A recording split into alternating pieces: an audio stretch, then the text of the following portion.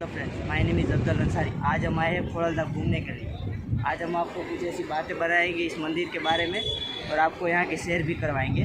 तो आप हमारे साथ वीडियो की लास्ट तक जुड़े रहिए। तो चलिए हम करते हैं माता जी का दर्शन।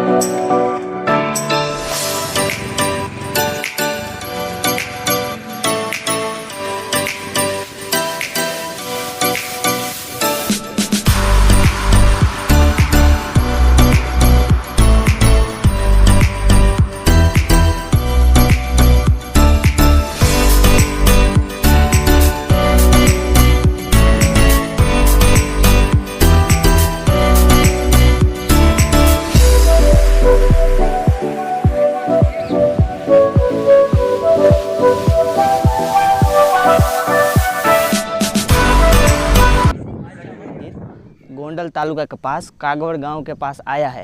ये मंदिर पटेल समाज का कुल देवी का मंदिर है और ये मंदिर का नाम है खोड़लधाम और ये जगह का भी नाम खोड़लधाम है। और इस मंदिर की आप रचना देख सकते हो, सेम सोमनाथ जैसी है, सेम रचना। और इसमें महाभारत या गीता के ऐसे कुछ अध्याय इस पे कलाकृति दिखाई गई है।